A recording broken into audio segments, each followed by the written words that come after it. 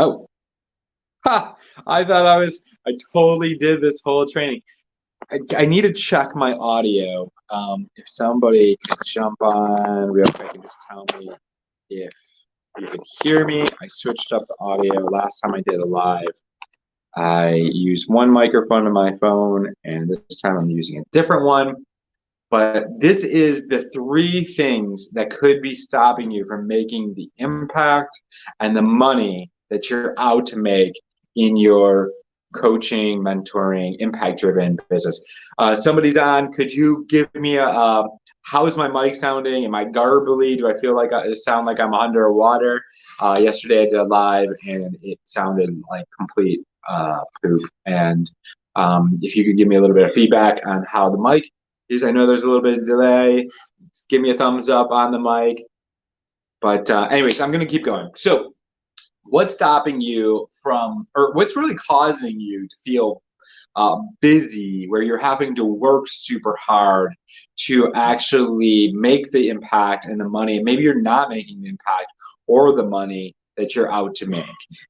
So one thing that I see with our clients, and we've had it in ourselves, right? Where the first one is you don't have a consistent process to attract clients evergreenly, meaning that regardless if you're putting energy out, regardless if you're putting time into like hustling in your business, you're still getting clients, right? You don't have that process down. And there's been times that we've not had that process. So it's not like something, sometimes you have it, sometimes you don't, some things work, sometimes you have a team that are doing things with you, sometimes they're not, right? And that's fine. But really at least having systems that can be duplicatable, that you can do on a daily basis, that are going to be effective in attracting consistent clients. So that's number one. Number two is being able to charge the like a good rate, right? I just talked to somebody, they were working with, I think they said like 18 clients or something like that, and they still were not making the impact or the money that they wanted to make. And if you're charging under $500 for your services and you're not packaging and creating something more, right? A lot of times it's like one-on-ones can be, especially one-on-one individual sessions. It's like we have a client, he's a therapist, and he works 40 hours a week in his therapy business, and he makes about $10,000 a month. And his first month of working with us landed one client for $10,000 and replaced his whole money, his whole income from his therapy business.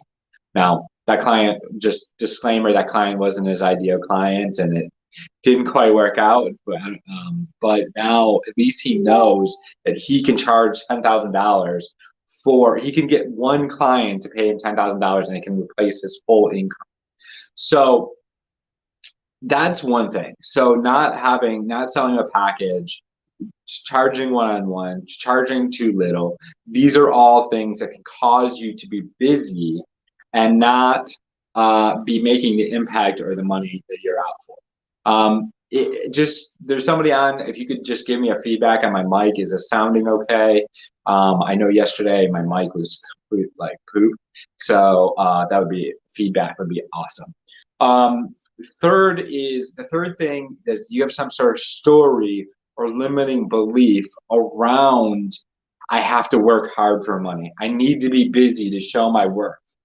Or you have some sort of, I gotta hustle to get this habit. Like if I'm not struggling, it's not worth it type of thing. Like there's a lot of these limiting stuff that we got going on. Sometimes it's like, our partner or whatever is like, we're trying to show how good we are, show that we're working hard. There's a lot of like, I have the limiting belief myself that like you got to work hard for money or something like that. So it's like there's these limiting beliefs and stories that we get from our past that we get projected into our business, and it causes us to basically always feel like we need to be working and that we can't actually take off, or we can't have flow in our business. And this is the thing, and this is what our whole training about, is the art and science of attracting consistent clients. And what that is really about is like, we use systems to create flow.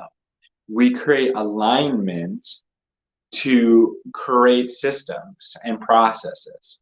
We create connection so that we can like connection-based systems so that we can have aligned businesses, right? And it's like the art and the science of attracting consistent clients, the art and the science of growing a business, because the science is the systems, the structures, the processes. The art is the alignment, the connection, the impact, the transformation. Even though transformation, I think, takes both. It's systems and alignment and connection and a safe space and all these things. So it's like a both thing.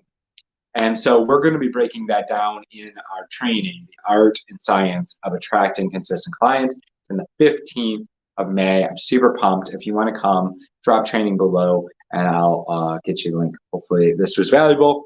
I appreciate y'all. Talk to you later.